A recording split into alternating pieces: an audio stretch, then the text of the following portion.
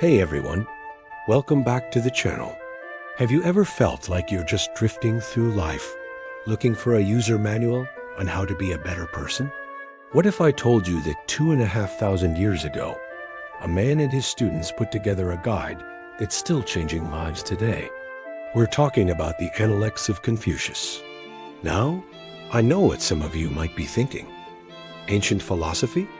Isn't that just a bunch of dusty old sayings that don't apply anymore? Well, stick around, because we're about to dive into this incredible book and uncover why its wisdom is more relevant now than ever. So, who was Confucius? His name was Kong-Qiu, but he's known as Kong-Fuzi, which means Master Kong. He lived in ancient China during a really chaotic time called the Spring and Autumn period. States were at war, society was in turmoil, and moral values were collapsing. Confucius saw all this chaos and believed the solution wasn't new laws or bigger armies, but a return to virtue and order, starting with the individual. He wasn't a king or a general. He was a teacher, a thinker, and a political advisor who dedicated his life to teaching others how to live with integrity, compassion, and a sense of duty. After he passed away, his disciples compiled his teachings and conversations into a book called the Analects, or Lunyu in Chinese. Unlike a typical philosophy book with long, dense arguments, the Analects is a collection of short sayings, dialogues, and anecdotes. It feels like you're right there in the room, listening to Confucius chat with his students.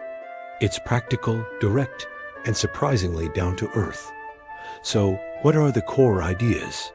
Let's break down a few key concepts. First up is Ren, which is often translated as benevolence or humaneness. This is the absolute cornerstone of Confucian thought. Ren is about recognizing the humanity in others and treating them with compassion and respect. It's the ultimate virtue. Confucius said, "The man of Ren, wishing to establish himself, seeks also to establish others. Wishing to be enlarged himself, he seeks also to enlarge others." It's essentially the golden rule, but with an active, positive spin. Don't just avoid doing harm.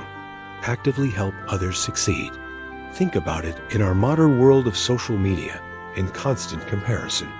How powerful would it be if we all focused on lifting each other up instead of competing? Next, we have Li, which means ritual propriety or etiquette. Now, this isn't just about table manners or bowing correctly.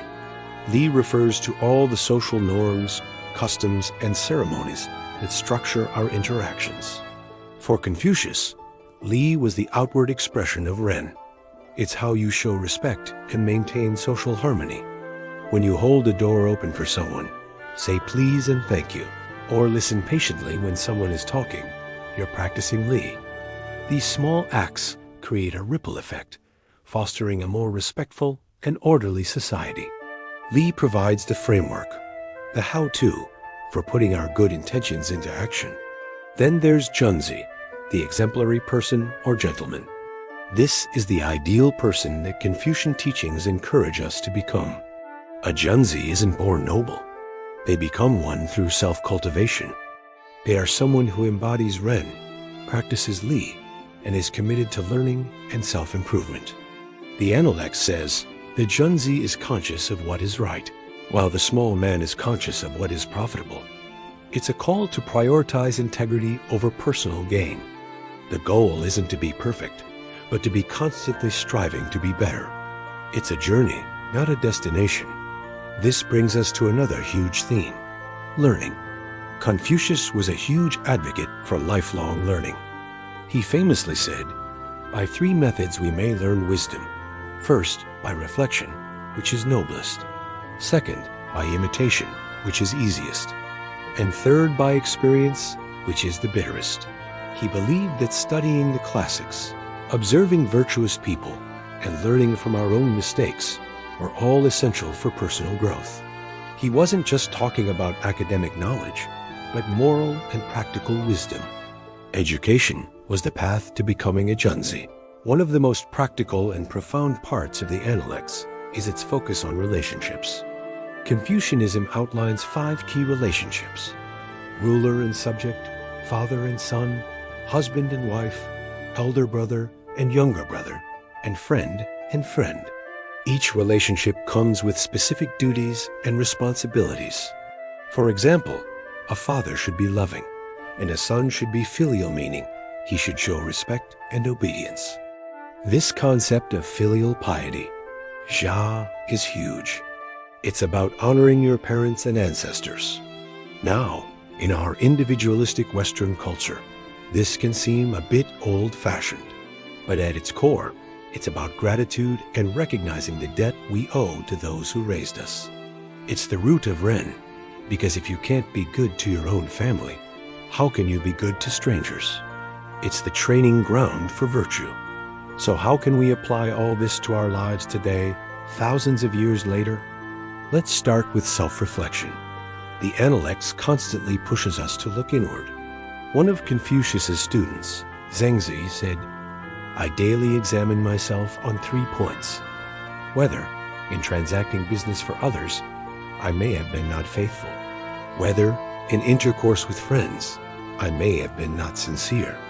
Whether I may have not mastered and practiced the instructions of my teacher." Imagine if we took just 5 minutes at the end of each day to ask ourselves, was I honest today? Was I a good friend? Did I try to be a better person? That simple practice can be transformative. Then there's the idea of leading by example. Confucius believed that real leadership isn't about power or commands. It's about moral influence. He said, "If you lead the people with correctness, who will dare not to be correct? Whether you're a manager, a parent, or just a friend, your actions speak louder than your words. If you want to see more kindness in the world, be kind. If you want more integrity, be a person of your word. You set the tone for the people around you." And finally, let's talk about the pursuit of purpose. The Analects teaches us that a meaningful life is one dedicated to self-improvement and service to others. It's not about chasing wealth or fame. Confucius said, "The gentleman is concerned about the way. He is not concerned about poverty." This is a powerful reminder to focus on our character and our contribution to the world, rather than just material success. What is your way? What principles do you want to live by? The Analects of Confucius isn't a magic pill. It's a mirror and a guide. It asks us difficult questions and challenges us to be better versions of ourselves every single day.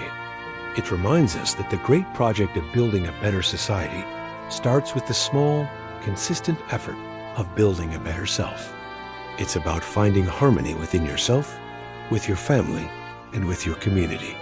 So next time you're feeling a bit lost or overwhelmed by the negativity in the world, maybe pick up the Analects. You don't have to read it cover. Just open a page and read a passage. Let the wisdom of Master Kong sink in. You might be surprised at how a 2,500-year-old conversation can provide so much clarity for our modern lives. Thanks so much for watching. If you found this interesting, please hit that like button and subscribe for more deep dives into the world's greatest ideas. I'd love to hear your thoughts in the comments. What's one piece of ancient wisdom that you try to live by? Let's get a conversation started. See you in the next video.